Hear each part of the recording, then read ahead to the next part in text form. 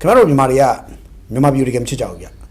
Coco Josie Bois at that, Mama Beauty, Lu Lani Jare, Lulani Boom, Yava. I tell my Kamyama Bao, Nibu, I don't mare, General Bao Nibu, a Chuzabame, a General Dinip Nyai, Patamazo, a Chawanga, General Bolone Sergeant, Bolone Sergeant, a Changbo, General the Bolonga, the Kapla body at the Bay Alon Chinija, no romance, Chija, Shijavali. The Natal Nasachak of Palaga, Nangan Dolan and Bombio, Asian Pin Jembare, a thin let two chet hard, or Liz and a child in Lottie, or any those and nothing, you those and any such out in Jenny, such out in Jenny, such out in Sini, Yabu, she the image gentleman of in Laro, the region to sing Piabion to Livono. So the Nikaba Plaga, the Coca Plaga, a Madia Mayu Changabi, the game Madia May Changabi, Uma Sujawazu, Mania Portuguese Spain. Casare, Siro Duada, two boy, now some boy, Guapla, now some boy to die. Bolazro, two Tagagu listen and Nete Yonivi. Listen and Nete Yonivi, listen and so two are Louis, the Gazada Monte on it, he listen and Nisra. Don't I Sasa she on it, listen and Nima, a lock at it, Lucio, or by the Rostato Wabidaba, the Dilu Kabati dance in Macambos Kappa. Tarao, run to a yawn to Camavare, to let Tungurile, to a Tungurile Mingere. Also, do Mania Poima Alo, Yay Selene to Tatoare, being to let Matima Veneta, now so minute the queer cooline, Sabayata Dovi, Portuguese Pictor, Daria, Pilo, Portuguese Tema, say Siro to Rondua, the Gego, Portuguese Nanga, Rondua, the Gego, Conduza, Poco to Chile. And I met the Chudo Denari, do Denaria, do Lidamu Machusre, Lidam shoes the women and Lily Shige, so Tamil Shige. Argentina, Messi, Zadama Yugo, who Tenari Alo Lidamutar. Argentina, Messi, and Gego, Gozan, Kazama to Chile. Kabamaro, Jeroningam, Kabata Kabalomaro, Mexine, Rona to where the Yankomua, Gucci Mapiu, no, Budua go level, Budua go level. So, generally, you know, longer than don't know what the Cabio, Mexine, Rona to Genotamata, usually. Messia Parmission. Wajaro to get Chusa Ludioga Swan, you Piata, Ronaldo, Ludioga, I mean, also you, Ludioga, Yigo, you can check on Jacke, Chusa, Lona, Boria, Ye, Piao Pineshida, Ronaldo, Lona, Boria, what was all? That's no Messiu, Achar, Ronaldo, Lizard, Sacalombio, Lizabido, Achar, I never. Liza change Ronaldo, two Jimanjago, Yabu, Yapudago, to go to a Kanago, the Gegu. Piensen hard legion that the appearance legion at deep Padago. The Gago where Lona Urian legion Chusa Atuma, Santana Bodu, Peter Rondo, Pure Lurijana Buitin Shajo Jarabo, Jamuaro, Bomiaro. So, message of permission, Gonna Ajar, Ajaza, Lulumua, the Kema, the Yabe Yamaya, Lumiano, Maxi Luza Kazama Mua, the Kema, the Kaya, Yazuni the Kumaro.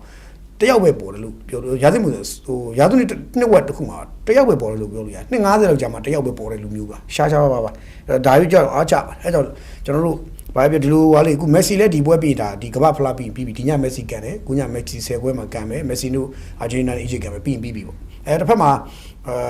Argentina can get a Buema solution to Paka Cape Valley, the new Cape Valley correct, Cabo Badi correct, Adinanga solution, Kabama, and the Agon Lupia. Lopia, the Gabo Cabalon and long Cape Barrier, Swanson Biaga, to the below Mabia, who Louis taken a machine, she had joining the Liga, the Cabalon, the Gabo, who Athens Yalu, Lopio, Cape Barrier, the Cabalon, the Olo, the Pueri, the Kazamaria, a tape of the Yikon Yika, a Takon Chusa, Kazabi, or no so, through the Argentina, Twiluda, through Pilby Todor. I met Taran through Chi to Niba, Shinkazabido. Two good 5 years, the game war to Messi, who got Magina, Messi, Lucasama Palu, down on Ludoras, I think with the yard. Okay, Badiale, Lurian Longario, Messi, Changate, now Iran then, and Luria, who you know, Matiam, Tiamiata Mushi,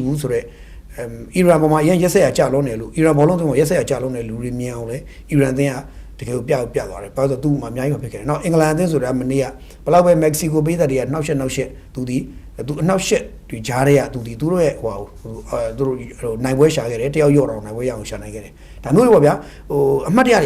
Madia, the Cabala, Madia. So, General Kibari, they will let the Buema, the gateway, and this is the Hoopin, much a pigeon, much a pigeon. Kaiba is a John Nangaliva, Lunar, the Ganamishi. Come on, Agent General Agent, Ludan Town Lia Joshi. Kama Quapala Academy, အိန္ဒိယတန်းထောင်400ကျော်ရှိတယ်လူတန်းထောင်400ကျော်သားရှိတယ်ဘောလုံးကံမှုလူဟိုဘောလုံးကံမှုလူ17ယောက်ကံကစားပွဲအတွက်လူအရန်25ယောက်ကိုအကောင်းဆုံးကစားသမား25ယောက်ကိုအဲ့လူတန်းထောင်400ကျော်တွေကမွေးမထုတ်နိုင်ဘူးတရုတ်ကအိန္ဒိယအောင်စဉ်းစားကြည့်နော်ကဘာမှာကိတ်ပါတီလူသိန်းကျော်လူသိန်းကန်းလေးပဲရှိတယ်တန်းအောင်မပြီးဘူးဗျသိန်းကန်းလေးပဲရှိအဲ့ဒါလေးကိုခုထုတ်သွားတာကောင်းကောင်းကစား25ယောက်ထွက်ပြီးတော့ကဘာကိုအားတဲ့အောင်လုပ်ပြပြီးတော့ကိတ်ပါတီကိုခုခီးတွေပဲတွားကြပြီခုတိုးတွေပါတိုးရဇမ်မှာကိတ်ပါတီတိုးရဇမ်မှာတက်တော့မယ်ဒီလိုဖြစ်လာဆိုတော့ကျွန်တော်အဲ့ဆိုရင်ခုမြန်မာရောမြန်မာရောပေါ့နော်ခုအဲ့ဆိုဘာလို့ကျွန်တော်ဒီနေ့အဲ့ကြောင့်ဝေးဝိုက်ပြောနေလဲဆိုမြန်မာကိစ္စလာပြီမနှက်ဖြန်မနှက်မှာမြန်မာအသင်းကနီးပြအသစ်တစ်ခုခန့်မယ်နီးပြအသစ်တယောက်ခန့်မယ်ပေါ့နော်ခန့်မှုရှိတယ်မနှက်မှာနီးပြအသစ်ခန့်မှုကိုဒီနေ့မီဒီယာတွေကိုဖိတ်ခေါ်ပါသည်ဆိုပြီးတော့သူတို့ရဲ့ MFF Facebook မှာတင်ထားတယ်တော့ကျွန်တော်ကြည့်လိုက်တယ်မနှက်ဖြန်ကြာရင်တော့ဒါဘောလုံးဟိုပေးသက်တွေကိုဖိတ်ခေါ်ပြီးပေါ့ဗျာမနှက်ဖြန်ကြာရင်သူတို့ခန့်မယ်နီးပြခန့်မယ်အကြောင်းမီဒီယာသတင်းလာယူလို့ရပါတယ်ဆိုပြီးတော့ပြောတယ်အဲ့တော့မနေ့ကမှနဲ့10နာရီပေါ့ဗျာဘောလုံးဖွဲ့ချုပ်ခံပါပါဆိုတော့မြန်မာအသင်းကနီးပြအဖြစ်ခန့်ရမယ့်ပုံကူကကျတော့အခုနော်ဝေလူမျိုးနီးပြဖြစ်နေတယ်နော်ဝေလူမျိုးJohn Anderson လို့ပဲခေါ်တာပေါ့ John Anderson ဆိုတဲ့ပုံကူဖြစ်တယ်ဆိုတော့နော်ဝေလို့ပြောလိုက်တဲ့ခါကျတော့အခုကျွန်တော်အားလုံးသိတဲ့အတိုင်းဟာလန်ပေါ့နော်အခုဒီနော်ဝေတို့ရဲ့ Viking အောင်ပွဲခံတဲ့ပုံစံနဲ့နာမည်ကြီးလာတဲ့ဟာလန်တို့အုပ်စုရဲ့နော်ဝေအသင်းပြောတာအဲ့တော့နော်ဝေအခုဆိုရင် Brazil ကိုနိုင်ပြီးတော့Brazil ကိုနိုင်ယူဟိုတို့ဆက်ပြီးတော့နောက်တစ်ဆက်မှာအင်္ဂလန်နဲ့ကန်ရတော့မယ်ဆိုတော့နော်ဝေကလည်းအဲ့လိုဟိုဖြစ်နေတဲ့အချိန်တက်နေတဲ့အချိန်ဆိုနော်ဝေနီးပြဆိုတော့လူစိတ်ဝင်စားမှုဖြစ်စေတယ်ပေါ့နော်။ဘာလို့ဆိုနော်ဝေနီးပြဘယ်လောက်တော်လို့လဲပေါ့နော်။ဆိုတော့နော်ဝေနီးပြ John Anderson နဲ့စာချုပ်ချုပ်ဆိုပွဲရှိပါတယ်ပေါ့နော်။ရှိတယ်မနေ့ကရှိပါတယ်အဲ့တော့ John Anderson ကဘယ်လိုလူမျိုးလဲပေါ့နော်။ဆိုတော့နော်ဝေလူမျိုးဂျာမနီနိုင်ငံသားဖြစ်တယ်ပေါ့။ဒီနေ့9ရက်နေ့မှာတော့ရန်ကုန်ရောက်လာပြီဖြစ်တယ်။ရန်ကုန်ရောက်လာပြီးတော့ဘောလုံးဖွဲ့ချုပ်ကတာဝန်ရှိသူတွေနဲ့ဒီနေ့ဆိုတွေ့ပြီးလို့ရှိရင်မနေ့ဖြန်ကြရင် तू ကိုခန့်အပ်ခြင်းသင်္သာရှင်းလို့ပေါ့စာချုပ်ချုပ်တယ်သင်္သာရှင်းလို့လုပ်မယ်။အဲ့တော့ तू ဘာလို့မလဲဆိုတော့လေဝေးစင်အသင်းကကျွန်တော်မြန်မာလေဝေးစင်အသင်းကလာမယ့်ဇူလိုင်နဲ့ဒီဇူလိုင်လကုန်ပိုင်းနဲ့ဩဂုတ်လမှာကျင်းပမယ်ဗီယက်နမ်နဲ့နိုင်ငံတကာခြေစမ်းပွဲအိမ်ခွင့်ဝင်ကစားမယ်အာဆီယံချန်ပီယံရှစ်ပြိုင်ပွဲဟောင်ကောင်မှာကျင်းပမယ် FIFA အာဆီယံဖလားအစရှိတဲ့ပြိုင်ပွဲတွေရှိတယ်အဲ့ဒါကြောင့်မလို့ဒီမြန်မာလေဝေးစင်အသင်းအတွက်နီးပြတယောက်ကောင်းတဲ့ဘောလုံးဖွဲ့ချုပ်ကရအောင်ရှာပြီးတော့ဒါတောင်အမေရိကတို့ဥရောပတို့အစရှိတဲ့နိုင်ငံနီးပြတွေကိုသူကန်လန်တဲ့ခါဟိုဘက်ကရှောက်ထားကြတယ်ရှိရှောက်ထားတဲ့အထက်မှာဘောလုံးဖွဲ့ချုပ်ကနေပြီးတော့သူကဥရောပနဲ့တောင်အမေရိကနိုင်ငံခြားသားနီးပြတွေရှောက်ထားတဲ့အထက်မှာသူကဥရောပဘက်ကနော်ဝေနီးပြကိုခေါ်လိုက်တယ်ပေါ့အဲ့တော့နော်ဝေနီးပြအန်ဒါဆန်ကအသက်63နှစ်ရှိပြီလေဝေးစင်နော်ဝေလေဝေးစင်အသင်းဖြစ်နေလေဂျွန်အန်ဒါဆန်ကကစားခဲ့ဘူးတယ်လေဝေးစင်နော်ဝေအသင်းမှာလေဝေးစင်ဆိုကစားဘူးတယ်နော်အသက်63နော်ဝေလေဝေးစင်အသင်းကစားခဲ့ဘူးတယ်ဆိုတော့အသက်63ဆိုတော့ကျွန်တော်ထင်တယ်ကျွန်တော်တို့တော့ဒီဟာကိုမကြည့်ဘူးလောက်တော့ပေါ့နော်ဒါပေမဲ့သူကကစားတာကျွန်တော်မကြည့်ဘူးလောက်ဘူးအဲ့ဆို63ရှိပြီလေခင်ဗျာဟိုးလွန်ခဲ့တဲ့နှစ်40လောက်ကိုပြန်သွားအောင်ဖြစ်နေနှစ်30 40လောက်ပြန်သွားအောင်ဖြစ်နေအဲ့တော့နော်ဒါပေမဲ့တော့သူကလေဝေးစင်ပွဲကစားသမားဖြစ်29ပွဲကစားပြီးပြီ9ဂိုးသွင်းခဲ့တဲ့တိုက်စစ်မှုကစားသမားဖြစ်ခဲ့ဘူးတယ်ကစားသမားနီးပြဖြစ်တဲ့ဂျာမန်ဘောလုံးလောကမှာလည်းအများကြီးကျင်စားခဲ့ဘူးတယ်ဂျာမနီရောနော်ဝေဘောလုံးသမားများထဲမှာအကောင်းဆုံးပုဂ္ဂိုလ်တစ်ခုလို့1990ကမီ1990တော့သူ့ကိုချီးမွမ်းခဲ့ကြဘူးတယ်ပေါ့နော်အဲ့တော့ဂျာမန်ကလပ် Mainz အသင်းကိုBundesliga တက်အောင်ဆွမ်းဆောင်ပေးခဲ့ဘူးတယ်2008 2009အခုလက်ရှိဟို German Club Mainz အသင်းပေါ့နော် Mainz အသင်းဒါ Bundesliga မှာသူတန်းတက်အောင်ဆွမ်းဆောင်ပေးနိုင်ခဲ့တယ် Bundesliga ကိုတန်းတက်အောင်ဆွမ်းဆောင်ပေးခဲ့တယ်နောက် Germany Club FSV Mainz 05ဆိုတဲ့အသင်းအဲ့အသင်းကိုလည်းကင်တွယ်ခဲ့ဘူးတယ်သူ့ကိုလည်း German Bundesliga ပထမဆုံးတက်တော့ခင်ရအောင်ဆွမ်းဆောင်ပေးခဲ့သူဖြစ်တယ်နောက်ပိုင်းမှာသူကဒီ Thomas Tuchel လို့ခေါ်တဲ့ပုဂ္ဂိုလ်ကဒါ Mainz အသင်းကိုဆက်ကိုင်သွားတာဖြစ်တယ်ပေါ့နော်ဆိုတော့မြောက်ကိုရီးယားအသင်းကိုလည်း26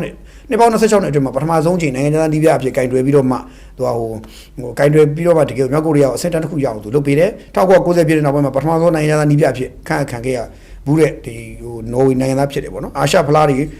အရှေ့အာရှဖလားတွေမျိုးတွေကိုအောင်မြင်စွာပို့ဆောင်ပေးနိုင်ခဲ့သူဖြစ်တယ်ဟောင်ကောင်လေဝေးစင်တဲ့နဲ့လည်းနှစ်ပေါင်း90ကျော်အတွင်းမှာအကြီးမားဆုံးတမိုင်းမှတ်တမ်းတွေလုပ်ပြခဲ့ဘူးတယ်အဲ့တော့သူ့နီးပြပေါ်အကောင်းဆုံးမှတ်တမ်းကတော့ဟောင်ကောင်အသင်းအာရှရဲ့အမြင့်မားဆုံးဆင်မြင့်ဖြစ်တဲ့2013အာရှဖလားမှာအုပ်စုပြိုင်ပွဲတွေစီကိုပြောင်းပို့ပေးနိုင်ခဲ့တယ်တော့ဟောင်ကောင်ကနှစ်ပေါင်း90ကျော်မှာပထမဆုံးချိန်ဒါတမိုင်းဝင်ဟိုဖြစ်ခဲ့တယ်ပေါ့နော်ဆိုတော့အန်ဒါဆန်ဂျာမန်ဘောလုံးလောကတွေမှာကျင်းလေနော်ဝေဂျာမန်အတွေ့အကြုံရှင်ဝိုင်းပုဂ္ဂိုလ်တော်ဟိုဖြစ်တယ်ပေါ့သူ့ရဲ့ရေးချင်းတွေတော့အများကြီးပဲသူပြောတာတော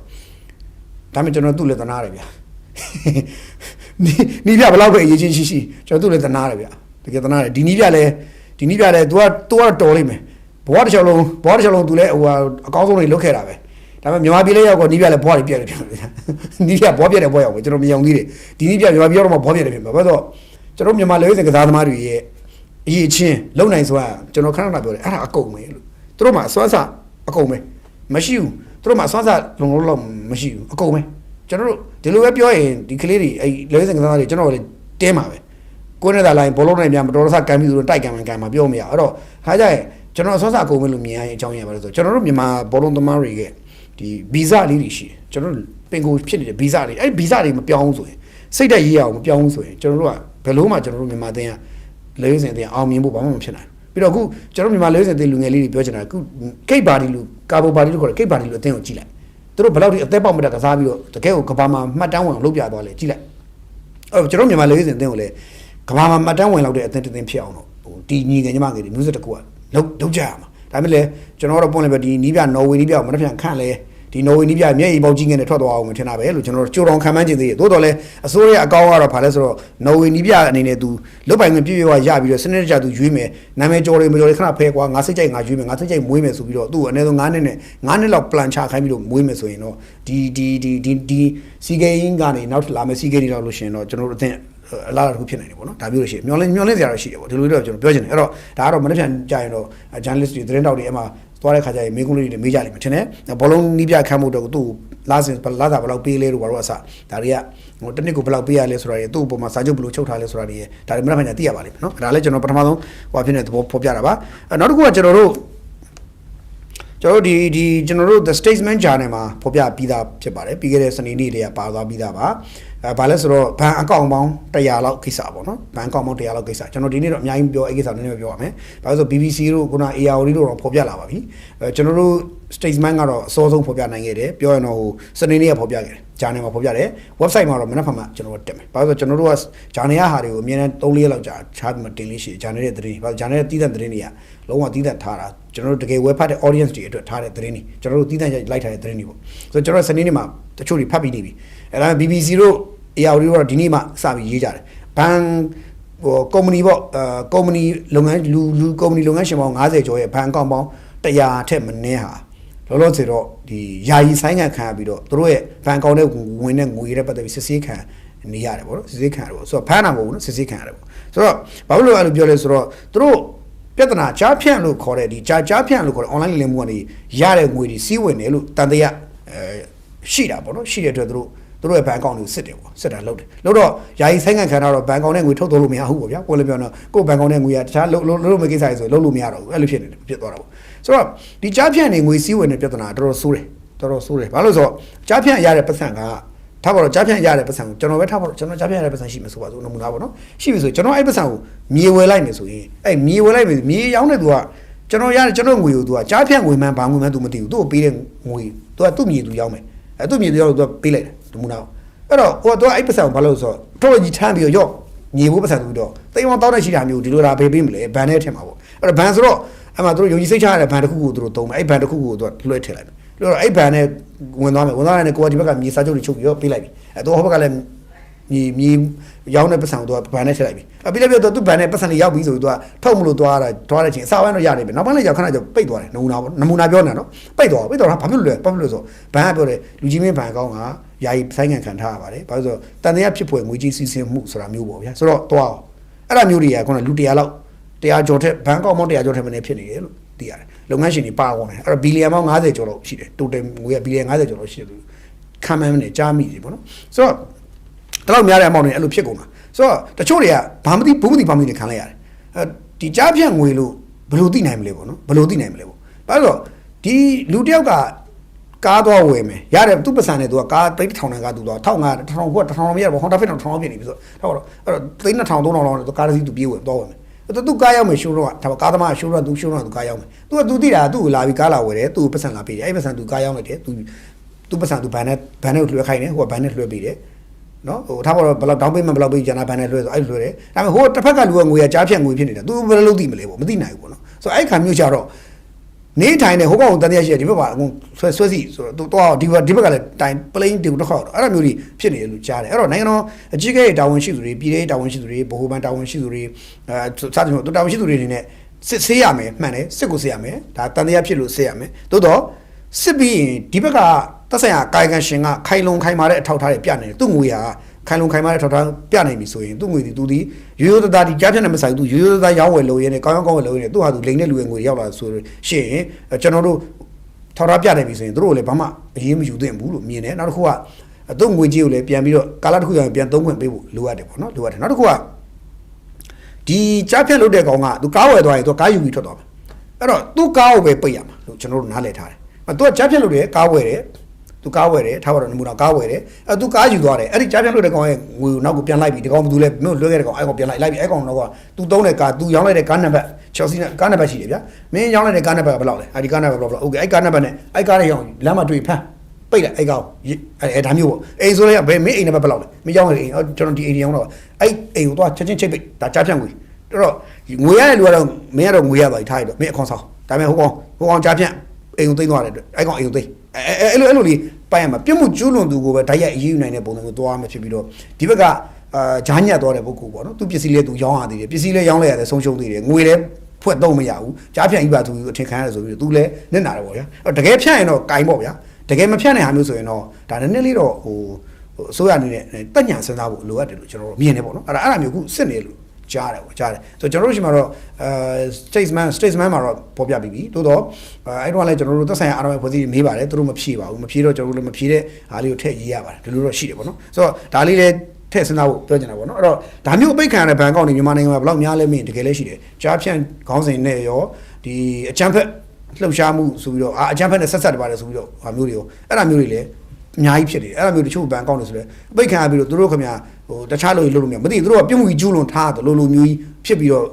အလုပ်ကလုပ်လို့မရတော့ဘူးသူဘဏ်ကောက်နေပိတ်ခံရပြီးပေါ့နော်ဆိုတော့ကျွန်တော်ဆိုလည်းကျွန်တော်တကယ်ကြောက်ရတယ်ကျွန်တော်နှုတ်နေတယ်တကယ်ကြောက်ရတယ်ဘာကြောက်လဲဆိုကျွန်တော်လားစီကြီးကောက်နေတယ်လားစီကြီးကောက်တယ်ပေါ့လားစီကြီးကောက်တော့ခင်ဗျာကျွန်တော်လားစီကြီးဝင်နေတဲ့ပတ်စံနေရှိတယ်ဒါပေမဲ့ဝင်နေမောင်လေးတွေဗျာဟိုတောင်းကနန်းတောင်းနေတော့ငွေကြက်တောင်းကနန်းပြောတာနော်သိန်းတောင်းပြောတာမဟုတ်ဘူးဝင်ပါစေဗျာဝင်သားပါစီလာဒါတော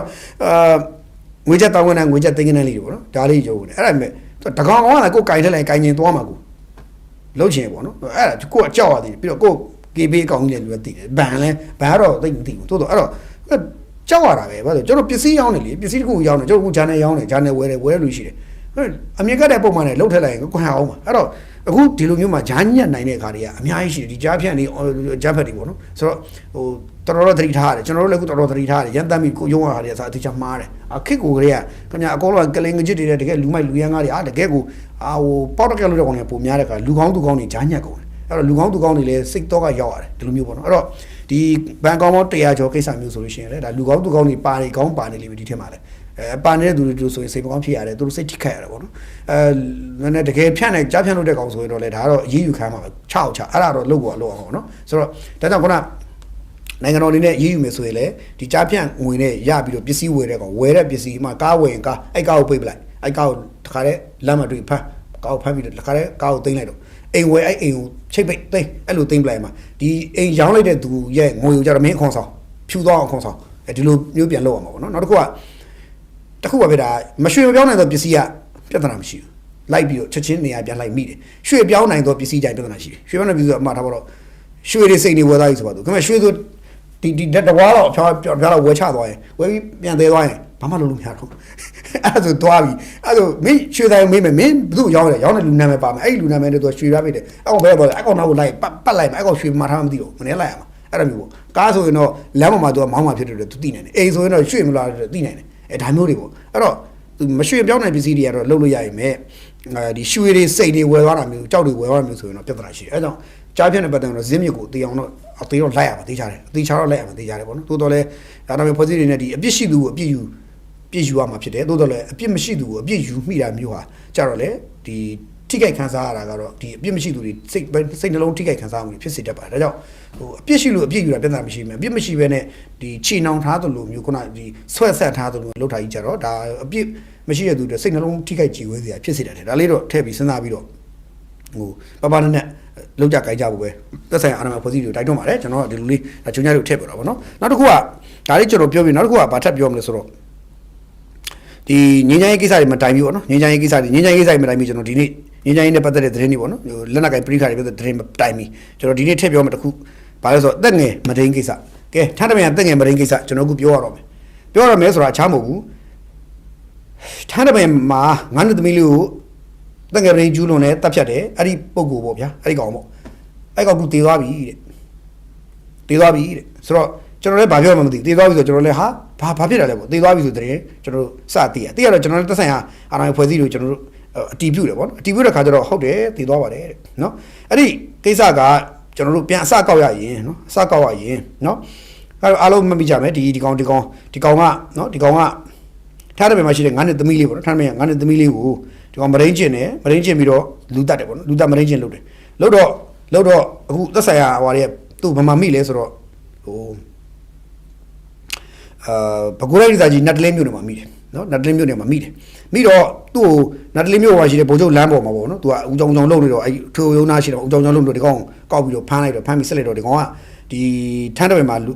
တက်ငယ်ပရိငါးနှစ်သမီးလူတက်ငယ်ပရိကျူးလွန်တယ်ထန်းတော်တူးချောင်းမှာငါးနှစ်သမီးလူတက်ငယ်ပရိကျူးလွန်တဲ့သူဖြစ်နေတယ်အသက်က33နှစ်အရွယ်ရဲဝင်းပိုင်းနဲ့အဲ့ကောင်ကဒီကောင်ဘယ်ရသားလဲဆိုတော့ပန်းတတော်မြို့နယ်အေရဒေသကြီးပန်းတတော်မြို့နယ်ခနွဲခဖို့ကြီးရွာမှာနေထိုင်နေသူဖြစ်တယ်ဒီကောင်ကြက်ဆေးလက်ကြောင်ဝမ်းပြောရအဲ့ကောင်အဲ့တော့အဲ့ကော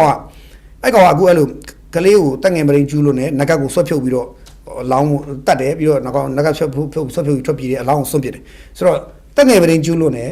ပြီးတော့လူတတ်တယ်ပြီးတော့ဘာလို့ဆိုပစ္စည်းကိုလူယူတယ်ပြီးတော့အလောင်းစွန့်ပြစ်တယ်ဖျောက်ပြစ်တယ်ခင်ဗျာဘလောက်ကြီးမားတဲ့အမှုတွေဒါအကြီးစားလေးခုကျွန်တော်ပြောတော့ဆိုအဲ့လောက်ကြီးမားလို့တာဒီကောင်အဲ့တော့သူ့ကိုထားတဲ့မြို့နယ်ရဲတပ်ဖွဲ့တက်တဲ့နေရဲတပ်ဖွဲ့ပြီးတော့ပ84မြေဆောင်2016ရာဇာကြီးပုံမှန်392အမှုနဲ့အမှုအရင်ဖွင့်ထားတယ်ကနဦးအမှုဖွင့်ထားပြီးတော့သူ့ကိုလိုက်စုံစမ်းတယ်6ရက်ဇူလိုင်6စုံစမ်းနေဇူလိုင်6ရက်နေ့မနေ့ကနတ်တလင်းမြို့နယ်မှာမိတယ်မိတော့နတ်တလင်းမြို့မှာရဲချုပ်စခန်းနေပြီးတော့ချုပ်စခန်းချုပ်ထားပြီးလည်းပြီးတော့ရန်ကုန်တိုင်းရဲတပ်ဖွဲ့ကိုမနေ့ကပဲတခါတိုင်းပြီးလွှဲပေးလိုက်တယ်ရန်ကုန်တိုင်းရဲတပ်ဖွဲ့လှမ်းလွှဲပေးလိုက်တယ်ပဲခူးဘက်ကနေကျွန်တော်ပဲခူးမေးကြည့်တော့ပဲခူးဘက်ကပြောတယ်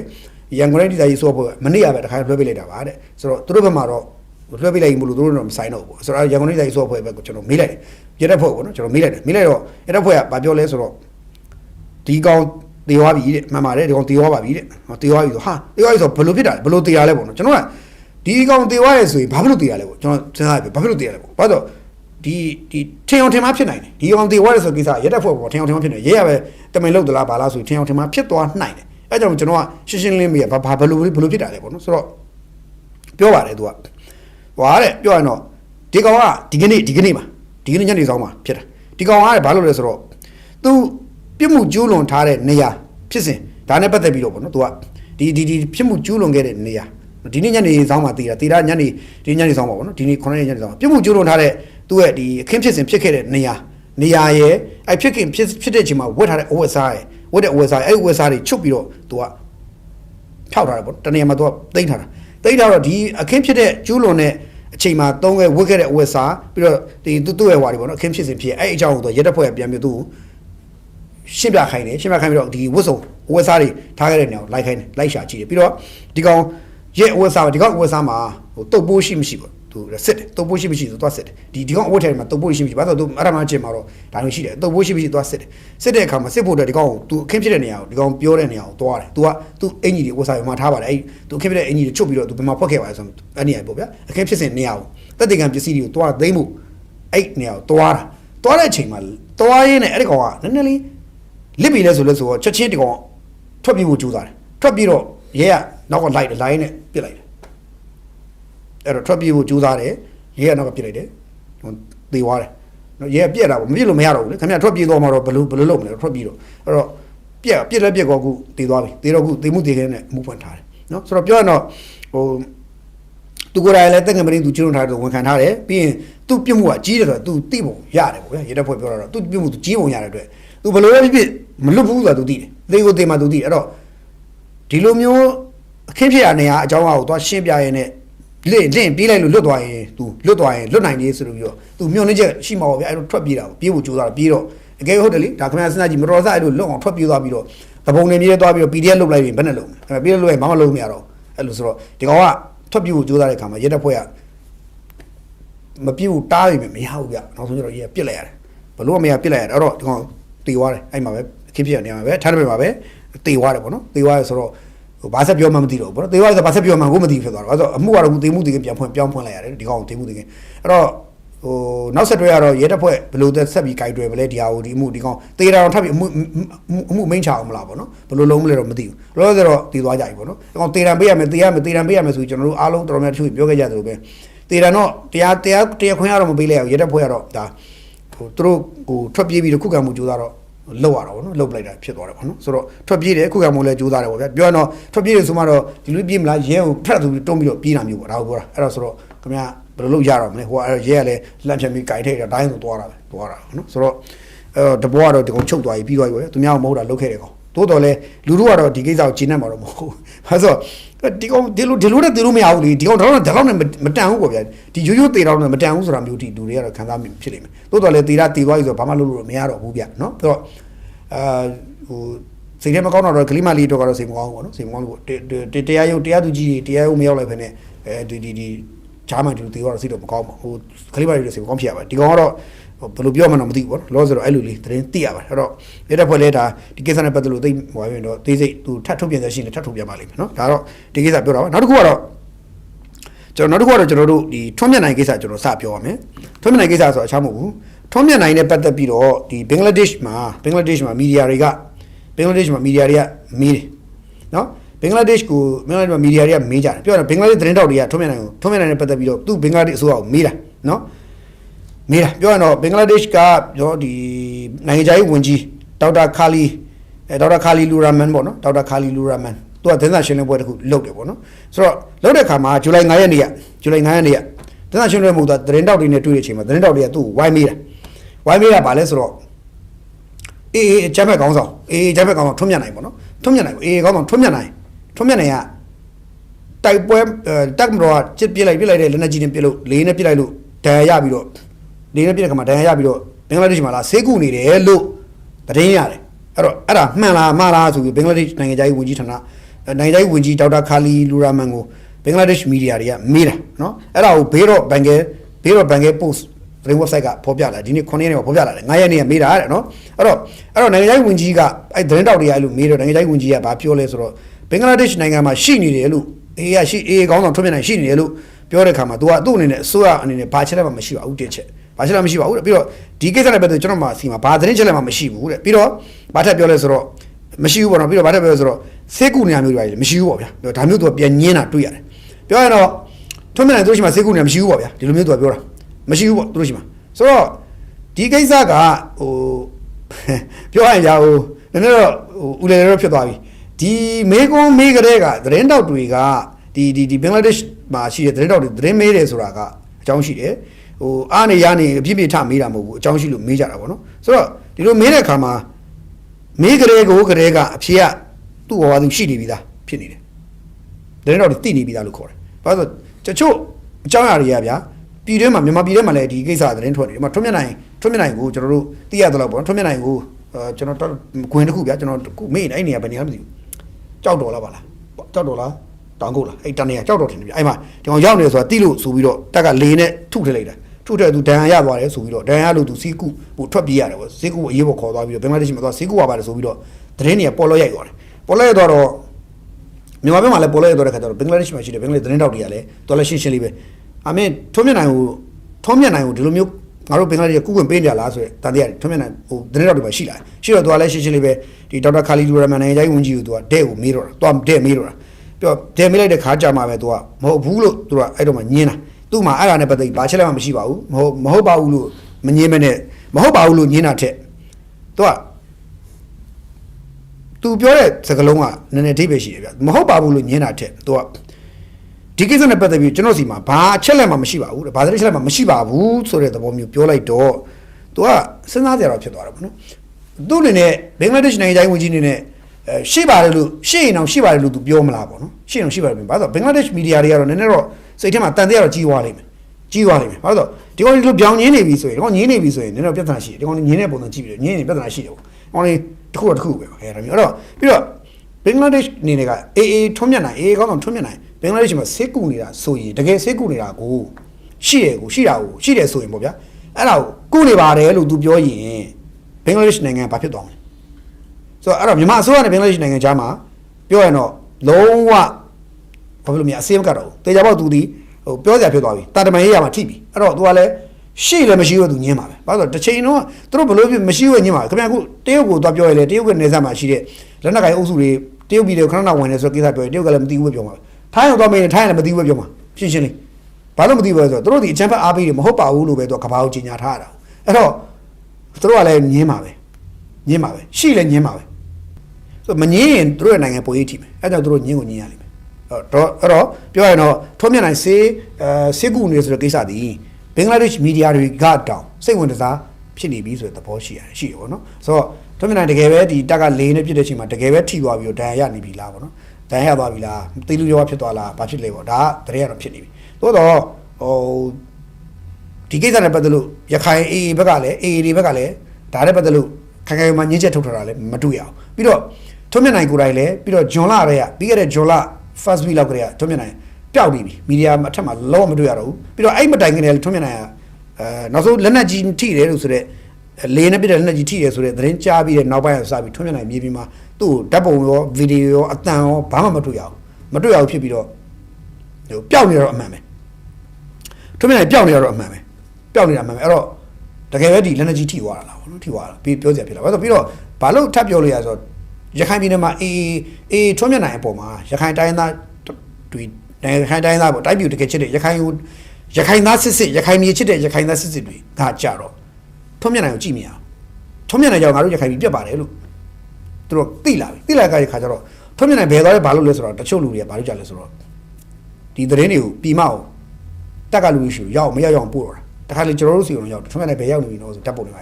ါထွန်းမြတ်နိုင်ဘာရှိနေဟုတ်တာမို့တာခဏတာပို့ကြတယ်ဒါပေမဲ့ရောက်ပြီးပြန်မှပို့တာလားဘယ်ချိန်ပို့လဲမသိဘူးမဲ့အဲ့နေရာကိုရောက်ခဲ့တယ်ဆိုတော့တကယ်အဲ့လိုဖြစ်တာမျိုးတွေရှိခဲ့တယ်ဒါကြောင့်ဟိုရခိုင်ထဲမှာလည်းတိုင်းပြည်ရခိုင်ပြည်နယ်ကိုတကယ်ချစ်တဲ့ရခိုင်စစ်တွေရခိုင်ပြည်ကိုချစ်တဲ့ရခိုင်စစ်တွေကကြတော့ဒီရခိုင်ပြည်နယ်ပျက်စီးမှာမလိုလားတဲ့အခါထွန်းမြတ်နိုင်ရဲ့လုပ်ရက်တွေကိုလုံးဝလက်မခံတဲ့ခါကျတော့သူတို့ကပြီးမအောင်သတင်းရအောင်ပို့တယ်တဆင့်ပို့တယ်ပေါ့ဗျာတနည်းနည်းကြောင့်ပို့တယ်အဲတမတော်နဲ့တာဝန်ရှိသူတွေကြတော့လေဒီသတင်းတွေကိုကင်းထောက်တယ်ကွင်းစင်ကင်းမျိုးစုံကင်းထောက်လေးနဲ့ကင်းထောက်တယ်လင်းနဲ့ပြန်တယ် drone လေးနဲ့ပြန်တယ်မျိုးထောက်တယ်ပြီးတော့ပိုင်နေခိုင်ပြီဆိုတဲ့ချင်းကြရင်အဲ့ဒီနေရာဒါဒီကောင်ရှိကိုကိုင်ထည့်တယ်ဘာလို့ဆိုသူတို့လည်းတစ်ချက်ပြည့်ရတာလေးတစ်ခါပြည့်တော့ပတ်စံဒေါ်လာသိန်းနဲ့ချီကုန်တော့အဲ့တော့သူတို့ကလည်းထိချက်မလို့အောင်တော့ကြိုးစားပြစ်ကြတယ်ဆိုတော့အဲ့တော့ထွန်းမြတ်နိုင်ကိုတကယ်ပဲထိသွားပုံရပါတယ်အဲ့တော့ထွန်းမြတ်နိုင်အတန်ထွက်မလာဘူးအခုချိန်ထွက်မလာအဲ့တော့သူလည်းသူ့အနေနဲ့တကယ်ဘာမှမဖြစ်ဘူးအနေကင်းနေတယ်ဆိုရင်သူလောက်အောင်မှာတခုပဲရုပ်တံထွက်ပြီးတော့ပြောရမှာကျွန်တော်ဒီနေ့ဘယ်ရက်မှာကျွန်တော်တို့ဗမာရှိနေပါတယ်ကျွန်တော် AC ပါဘာတိုင်းအောင်ရှိပါကျွန်တော်လည်းကြည့်ပါကျွန်တော်ခန္ဓာကိုယ်ကြည့်ပါဘာဖြစ်ပါဒါမျိုးသူပြပါဗျာအဲ့လိုမပြနိုင်ဘူးဆိုရင်တော့မပြနိုင်လေတန်တရားတွေပူကြီးလာလေဒီကောင်တကယ်ထိသွားပြီဆိုတော့ဟာမျိုးပို့ပြီးတော့ခိုင်မာလာလေဖြစ်မယ်နောက်တစ်ခုကဘင်္ဂလားဒေ့ရှ်ကလည်းသူ့ရှိမှာကုတယ်ဆိုတာကိုသူကလည်းအသိခံမှာမဟုတ်ဘူးဘယ်တော့မှသိခံမှာသူညင်းမှာပဲသူတို့ညင်းမှာပဲသူတို့ကလည်းသူတို့ရဲ့တန်တမန်ရေးရပါနိုင်ငံတကာရေးရနိုင်ငံတကာတန်တမန်ရေးရမှာသူတို့အနေနဲ့ဂုဏ်သိက္ခာမကျဆင်းမှာဖြစ်တယ်ပေါ့နော်ဆိုတော့အဲ့ဒါလေးတော့ရှိတယ်အဲ့တော့ဟိုကောင်းတာတစ်ခုကတော့ရခိုင်ပြည်နယ်ကောင်းတာတစ်ခုကတော့ဘင်္ဂလားဒေ့ရှ်မီဒီယာတွေကိုယ်တိုင်ဘင်လျင်ထွန်းမြတ်နိုင်ဘင်္ဂလားဒေ့ရှ်မှာဆေးကုနေတယ်ဆိုတဲ့တန်တရားတွေဘင်္ဂလားဒေ့ရှ်မီဒီယာကိုယ်တိုင်ဝင်သွားတာဟာတိတ်ကောင်းတဲ့အချက်ဖြစ်သွားတယ်ပေါ့နော်အဲ့တော့စောင့်ကြည့်ကြတာပေါ့နော်ပြီးတော့ဘင်္ဂလားဒေ့ရှ်မီဒီယာတွေနဲ့ဘင်္ဂလားဒေ့ရှ်ကလူတွေကလည်းဒီကိစ္စကိုသူတို့လက်ခံခြင်းနဲ့ပုံမပေါ်ဘူးတိတ်မကြိုက်တဲ့ပုံပေါ်တယ်ဒါကြောင့်သူတို့စီမှာထွန်းမြတ်နိုင်လာပြီးဆေးကုတာကိုသူတို့ဘင်္ဂလားဒေ့ရှ်မီဒီယာတွေကလည်းတိတ်ကြိုက်မဲ့ပုံမပေါ်ဘူးအဲ့ဒါကြောင့်မလို့သူတို့ကလည်းမေးတာကြိုက်နေလို့မှတော့ဗျာခင်ဗျာအသားလေးဒီသတင်းကိုပလော့သူပြောက်အောင်ဖျောက်ပလိုက်မှာပေါ့ကိုကတိတ်မကြိုက်တဲ့ပုံပေါ်လို့တော်တယ်စပြီးတော့ဒီသတင်းဖွာလာတာတွေ့ရတယ်ပေါ့နော်ဒါလေးတော့ကျွန်တော်တို့ထည့်ပြတော့နောက်တစ်ခုကဒီ KIA ကိစ္စပေါ့နော် KIA ကိစ္စဆိုတော့ချမ်းမူ KIA တသားနှစ်ကောင်ကမူယူပြီးတောင်းကြမ်းပြီးတော့ချင်းချင်းပြန်ပြစ်လို့သေရတဲ့လူဖြစ်စဉ်လေးပေါ့နော်ဒါလေးကျွန်တော်ဒီနေ့ထည့်ပြောအောင်ဖြစ်လာတယ်ဆိုတော့ဒီအင်းတော်ဒေသပေါ့နော်အင်းတော်ဒေသမှာမနေ့က6ရက်နေ့ညဖြစ်တာည10:00လောက်ကKIA တပ်မဟာ9နယ်မြေတိုင်းရင်6လက်အောက်မှာရှိတဲ့ညောင်ထောက်ခိတ်စကန်အင်းတော်ဒေသပေါ့နော်စကန်တပ်ဖွဲ့ဝင်တက်ချက်ဂျမ်မာအောင်ဆန့်နဲ့ဒုတက်ချက်မီတုံလက်တောင်းနဲ့အဲ့နှစ်ယောက်ကအဲ့မှာရှိတဲ့ဘရနီဆိုတဲ့စားတော့ဆိုင်မှာစားတောက်နေနဲ့အရက်သေးသားမူယူပြီးတော့ဘာဖြစ်လဲဆိုတော့အဲ့တောက်နေတဲ့အမှာအဲ့မှာပဲတခြားလူတောက်နေအရက်သားမောင်အောင်သူဖြူဆိုတဲ့ပုဂ္ဂိုလ်အဲ့အောင်သူဖြူဆိုတဲ့ပုဂ္ဂိုလ်အဲ့တော့အဲ့နာနေပြီးတော့စိုက်ကယ်လေးနဲ့ဖြတ်သွားတာကိုအဲ့ဒါကိုသူကဘာလဲဆိုတော့ဟဲ့အောင်မင်းဆရာကတော့အရက်နဲ့ရလာအောင်ဆိုပြီးတော့ခတ်တီနဲ့ခေါ်ပြီးဆက်တယ်သူတို့တောက်တာဒီကောင်ကြီးတောက်တာ KIA နှစ်ကောင်သူတို့တောက်တာပြီးလည်းပြီးဟိုကောင်သွားပြဿနာရှာပြီးတော့မူယူပြီးတော့ထိုးချိတ်ရိုက်နေတယ်လို့တော့အဲ့နှစ်ယောက်ထိုးချိတ်တော့တွေ့တော့ရက်ကွက်ကရက်သားဝေလုံရွာရဲ့ဥက္ကဋ္ဌကရောက်လာပြီးတော့ဟဲ့အောင်ကြီးမင်းတို့ဒီလိုမလုပ်ပါဘူးဗျာပြစ်တာရိုက်ခံတာမြစ်တာရိုက်ခံကောင်းလားဆိုပြီးတော့အဲ့ဝေလုံရွာဥက္ကဋ္ဌဥအိုက်နောင်ကဆဲဆိုပြီးထထိုးလာတော့ပြောတော့ကောင်ကထိုးတာထိုးပြီးတော့ပြောအဲ့သူအဲ့မှာထိုးနေ KIA ရဲ့ဒုတက်ချက်လက်တောင်းဆိုတော့ကောင်သူကိုင်းတဲ့တနက်နဲ့မောင်းတင်ပြီးတော့ဘိပတ်လို့ရှောက်ပြစ်တာဘောပြစ်တာရောမိုက်ကြီးခွဲပုံတနက်ရှောက်ပြစ်တာပြင်းနဲ့ဘေးနားမှာတွာလာနေပြည်သူတွေတော့ထိကုန်တော့အကုန်လုံးထိပြီးတော့တေးတဲ့ကောင်တေးကုန်ရောအဲ့တော့ပြီးတော့အဲ့ကောင်ကဆေးကြောင်နေလားလည်းမသိဘူးနော်ပြီးတော့အဲ့လိုတနက်နဲ့ရံဟိုပြည့်ပြီးပါလေသူ့ကိုလည်းသူ့လည်းဒီလိုမေးစက်အောင်တနက်တိတ်ပြီးဒိုင်းပြည့်သူလည်းသူ့ကိုတတ်တယ်သွားတယ်ကောက်သွားသလားမသိဘူးနော်ဆိုတော့အဲ့တော့ဒီဒုတက်ချက်လက်တောင်းဆိုတဲ့ကောင်မူယူပြီးတော့ရန်တန်ပြစ်ခတ်တဲ့အတွက်အဲ့မှာ ဒေါ်ရှူရှူဦးဆိုတဲ့အသက်55နှစ်အရွယ်ဒေါ်ရှူရှူဦးနော်ဒီရွာဥက္ကဋ္ဌပေါ့နော်ဒီဝေလုံရွာဥက္ကဋ္ဌရဲ့မိခင်ဖြစ်သူရေဘက်ကြီးမှကြီးထိမှပြီးသေသွားတယ်ဥအိုင်အောင်အသက်33နှစ်ဝေလုံရွာဥက္ကဋ္ဌလက်မောင်းနဲ့ခါမှာကြီးထိမှတယ်ရန်တယ်သွေးထွက်လုံးပြီးဆေးဦးမှာသေတယ်နော်အဲ့တော့ခုနရွာဥက္ကဋ္ဌလည်းသေတယ်သူ့မိလည်းသေတယ်ပေါ့ဗျာနော်ဦးညွန့်မောင်အသက်82နှစ်အရွယ်ဘယ်ဘက်ခါကြီးထိမှတယ်ရတယ်ဦးစွတ်ဂရိန်နော်အသက်28နှစ်အရွယ်ညာဘက်ခါကြီးထိမှတယ်ပြောတော့2ယောက်သေသွားတယ်2ယောက်တန်ရတယ် KIA တွေကတယောက်ကလည်းသူ့ကိုယ်သူတပ်သေသွားတယ်ပွဲရှုပ်ကောအဲ့တော့ပြောရတော့ဗျာတနက်လက်ထက်ရောက်တဲ့ခါမှာတနက်ကင်ပြီးတော့မယိုင်ရှမ်းကားတဲ့ဗီဇတွေပေါ့ပြောတော့စနစ်တကျဖွဲ့စည်းထားတဲ့တက်မဟုတ်ဘူးပြီးတော့အစကတည်းကသူတို့ကဘာလဲဆိုတော့နိုင်ငံတော်အတွက်ဟိုပြည်သူလူထုအတွက်ဆိုတာမဟုတ်ဘူးတနက်ကင်ပြီးတော့သူများကိုမောက်မှာအနိုင်ကျင့်ပြီးရန်ကားမယ်ဒီလိုပဲလုပ်တဲ့ကောင်တွေဆိုတော့ဘာဖြစ်လဲဆိုတော့တနက်လက်ထက်ရောက်တဲ့ခါကျတော့ရှင်းပြရင်တော့ဟို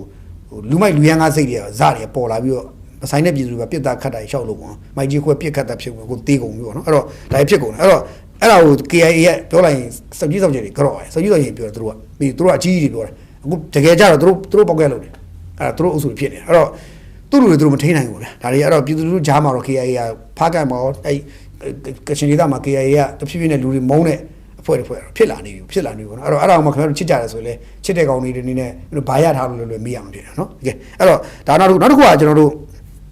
့နောက်တစ်ခုကဘာလဲဆိုတော့ဒီမန္တလေးဘက်မှာပေါ့နော်မန္တလေး PDF ဖွဲ့မန္တလေးမှာစပြီးတော့နည်းနည်းလှုပ်ရှားနေပေါ့နော်အမှထားပါတော့စိုးသူရဇော်နဲ့တေသာဆန်းတို့ရဲ့တက်တွေပေါ့ဗျာအဲ့ကောင်တွေကနည်းနည်းလေးလှုပ်ရှားမှုတွေစထွက်လာတွေ့ရတယ်ထွက်လာပြီးတော့အခုဒီပိုင်းသူတို့သတင်းစာယူဝါဒဖြန့်နေတယ်ဆိုတော့မန္တလေးနားတဝိုက်မှာတိုက်ပွဲတွေပြန်ဖြစ်လာနေကြီးရှိသလားဆိုတဲ့သတင်းပေါ့နော်ဆိုတော့ကျွန်တော်တို့ခံမှန်းတာတော့ဒီကောင်တွေတပွဲထပ်နှွှဲကြအောင်ပဲထင်နေဗျာသူတို့ရှုံးထားတဲ့အရှုံးကိုပြန်ခြေပဖို့ရှုံးထားတဲ့အရှုံးကိုခြေပတာသို့မဟုတ်နောက်ဆုံးမိထတောက်တော့ပေါ့ဗျာနောက်ဆုံးဟိုမိသားကုံရေခမ်းနောက်ဆုံးမိထတောက်တော့ပေါ့အပြိုကြီးများမိသားကုံရေခမ်းတဲ့အချိန်ဖြစ်သလိုမျိုးပေါ့နော်မိသားကုံရေခမ်းပြီးနောက်ဆုံးမိထတောက်ပြီးတော့အရန်လှပြီးတော့ဖလာထသွားတဲ့အချိန်မျိုးပေါ့နော်အဲ့ဒါကိုပြောတာနော်အဲ့လိုမျိုးပဲ KIA လည်းsorry မန္တလေး PD လည်းတပွဲတော့သူတို့အကြီးကြီးနှွှဲမယ်ထင်တယ်နှွှဲဖို့လည်းသူတို့အားခဲနေတာကိုတွေ့ရတယ်ပြင်ဆင်နေတာလည်းတွေ့ရတယ်အခုပြင်ဆင်ပြီးတော့သူတို့ကတင်းန်းဆင်းနေပါညာဆိုပြီးတော့အင်အားယာနဲ့ချီပြီးတော့အင်အားယာနဲ့ချီတင်းန်းဆင်းနေဆိုပုံစံမျိုးတွေတပ်ပုံပြိုက်ဝါဒဖြန့်တာတွေ့ရတယ်ဆိုတော့တကယ်လည်းရှိနိုင်လားဆိုရှိနိုင်တယ်ဘာလို့ဆိုတော့ဒီစိုးသူရဇော်နဲ့ဒေသဆန်းအောက်နောက်မှာသူတို့နောက်မှာလူယာနဲ့ချီအုပ်စုတွေရှိနေသေးတယ်ပြီးတော့မန္တလေးကိုခြေဆိုင်မန္တလေးနန်းတွင်းတွေကိုလာပြီးတော့အလင်းဝင်တဲ့အင်အားကလည်းအခုထောင်နဲ့ချီရှိတယ်ဆိုတော့ကျွန်တော်တစ်ခေါက်ပြောဖို့လေကျွန်တော်စံတရားတစ်ခုရှိတယ်ဒီကောင်တွေအုံနေချင်းတွေလို့လာပြီးဝင်နေတယ်ဆိုတာပါလဲကိုဝင်ပြီးတော့သူတို့ကတကယ်ပဲဟိုနောက်တော့ရလို့တကယ်အမှန်တိုင်းသိလို့ဝင်လာလားဒါမှမဟုတ်သူတို့ဟိုတခြားရည်ရွယ်ချက်တွေနဲ့ပြန်ဝင်နေလားတန်တရားတွေနဲ့ဟိုစောင့်တော့ကြည့်ရမယ်ဒါကြောင့်ဒီကောင်တွေနောက်ကို trace တော့လိုက်ရမှာမလိုက်လို့တော့မရဘူးသူတို့တွေလှုပ်ရှားမှုတွေရှင်တွေနောက်ကဟိုအာဏာပိုင်ဖွဲ့စည်းရေးမြို့နယ်ဒေသရက်ွက်လိုက်သူတို့ဒါသတင်းထောက်လန်းစုံစမ်းထားတာကောင်းတယ်ဟိုဘာမှမဖြစ်ခင်ကြိုတင်ပြီးတော့ကာကွယ်နိုင်အောင်ပေါ့ဗျာမဟုတ်ရင်ခင်ဗျာမန္တလေးနားတော့မှာထားပြီးကြီးမားတိုက်ပွဲတစ်ခုထပေါ်တာမျိုးပေါ့အဖြစ်လာရင်အဲ့ဒါတက်မဲ့လူတွေကြားထဲမှာအော်တောင်းနေရိုးဖြစ်ဦးမယ်အဲ့တော့ဟိုမြို့သိမ်းနေတာဆိုတော့ဘယ်မြို့တော့ဒီကောင်တွေဘယ်သိမ်းနိုင်မလဲဗျာတိုးတော်လဲအနောက်ရှက်ကပေးနိုင်တဲ့ခါကျတော့ဒီအနောက်ရှက်တွေကလူတွေကိုအေးရေးပြက်စေတယ်တောကတွေရောက်စေတယ်ဘဝတွေပြက်စေတယ်ဒါကြောင့်မလို့ကျွန်တော်ကတော့ပို့လိုက်ပြောရတော့တတိကြီးထားပြီးတော့မန္တလေးဒေသအခြေစိုက်တဲ့တပ်တွေတတိကြီးထားပြီးလုံခြုံရေးသတိနဲ့နေကြဖို့လိုပြီးလို့ယူဆတယ်နထိုးကြီးစောအောင်လို့အုပ်စုကလည်းနထိုးကြီးနားတော့မှာတက်ပြီးတော့နထိုးကြီးနဲ့မြန်လာတက်ပြီးတော့ပြဿနာပေါက်ကရှောင်းလုပ်နေတော့သတိတော်ထားတင်တယ်လို့ကျွန်တော်မြင်နေပေါ့နော်ဒါလေးလည်းကျွန်တော်ပြောချင်နောက်တော့မြင်းချံဘက်ကကောင်းနေနထိုးကြီးရဲ့ကောင်းနေနော်အဲ့ဒီကောင်းနေပေါ့နော်မတရားနဲ့ဟိုဘက်နားတွေမှာလည်းနည်းနည်းပဲကတ်သက်ချင်တာလေးရှိသေးတယ်ဆိုတော့နည်းနည်းတော့ဟိုသတိကြီးထားလိမ့်မယ်လို့ယူဆတယ်ပေါ့နော်ဒါမန္တလေးအုပ်စုတွေရဲ့လှုပ်ရှားမှုကြည့်ပြောတာပေါ့နောက်အခြားတစ်ဖက်မှာတော့တပ်မတော်ကဒီငြိမ်းချမ်းခေါ်တယ်အခုအကောင့်ထဲအပြေးပေါ်လာတယ်ပေါ့နော်အခု KNL PC ကတပ်မတော်နဲ့ NSPC နဲ့လာပြီးဆွေးနွေးနေတယ်ဆွေးနွေးနေတဲ့အကြောင်းသတင်းထုတ်ပြန်တာတွေ့ရတယ်အဲ့တော့ဘာလဲဆိုတော့သူတို့ကတော့နေဆက်ဒေတာပေါ့ဗျာဒီကုန်သွယ်ရေးလုပ်ငန်းစဉ်ပြန်ကောင်းလာဖို့ဒီအာရှလိုင်းလုံခြုံရေးကိစ္စတွေစဒါတွေကိုသူတို့ဆွေးနွေးကြတယ်ငြိမ်းချမ်းဆွေးနွေးကြတယ်ပေါ့ဗျာပြီးတော့အဲ့ KNL PC ရဲ့နေမြေထဲမှာကျန်းမာရေးပညာရေးလူမှုရေးစီးပွားဘဝဖွံ့ဖြိုးတိုးတက်ဒါတွေအကုန်လုံးအတွက်ကိုပူပေါင်းလုပ်ဆောင်ကြဖို့ကိစ္စတွေဒီ NSPC နဲ့ KNL PC တို့ဆွေးနွေးနေကြတာကိုကျွန်တော်တွေ့ရတယ်တွေ့တော့ဆိုတော့တက်မတော်ကနိုင်ငံတော်ကကြီးညာထားတာအစိုးရကြီးညာထားတာရှိတယ်တစ်ဖွဲ့ချင်းစီလာပြီးတော့ကြိုက်တဲ့ချင်းဆွေးနွေးမယ်ဆိုပြောပြီးသားဆိုအခုသူတို့တစ်ဖွဲ့ဆွေးနွေးတယ်ဝါမိုင်းလားဆိုကိုယ်တိုင်သွားတယ်ကျတဲ့ဖွဲ့ကြီးလည်းသူတို့လိုက်တွေ့တယ်စကားပြောတယ်အကုန်လိုက်ပဲတယ်ကတော့ပြောရင်တော့ငင်းချမ်းရေးဘက်ကလည်းတက်တဲ့ဟိုအစိုးရလက်တွဲညီညီနဲ့အသေးအတန်အားကျုံမဲ့တဲ့လုံနေတော့တွေ့ရတယ်တစ်ဖက်မှာငင်းချမ်းရေးကိုတွဲခေါ်နေပြီတစ်ဖက်မှာလည်းတိုက်ပွဲဖော်ခြင်းတဲ့အုပ်စုတွေလည်းနည်းနည်းရှိနေသေးတယ်အဲ့တော့ဘာပဲပြောဟိုသတိလေးတွေတော့သတိလေးတော့တစ်ဖက်မှာတိုက်နေပဲတစ်ဖက်မှာလည်းငင်းချမ်းရေးဆွေးနွေးနေတယ်တစ်ဖက်မှာလည်းတည်ငြိမ်ချမ်းနေပြီတစ်ဖက်မှာလည်းဒီလိုပဲဟို တောင်တစ်ဖက်မှာကမ်းပြိုတယ်တစ်ဖက်မှာတောင်ထွန်းအောင်ပေါ့အဲ့လိုတော့ဖြစ်နေတာတွေ့ရတယ်ဆိုတော့တိုင်းပြည်အခြေအနေကဒီလိုတော့ရှိနေတုံးပဲလို့ပြောရင်းနဲ့ဒီနေ့တော့ဒီလောက်ပါပဲအားလုံးပဲကိုကြည့်တာသိရှိပါတိုင်းပြည်ကိုစေနာမထားပါသစ္စာရှိပါကိုယ်နိုင်ငံသားအချင်းချင်းအပြန်အလှန်တက်ဖြတ်နေကြတာကိုလက်ခုပ်လောကတီးပြီးပျော်နေတဲ့လူမိုက်လူရန်ကလူသက်အချမ်းပဲအားပေးသမားခင်ဗျားဖြစ်နေသလားဆိုတော့ပြန်လည်မျိုးထုတ်ပါလို့ပြောရင်းနဲ့ဒီနေ့လေကျွန်တော်တို့တရက်နီးလာခဲ့ပြန်ပြီပေါ့ဗျာ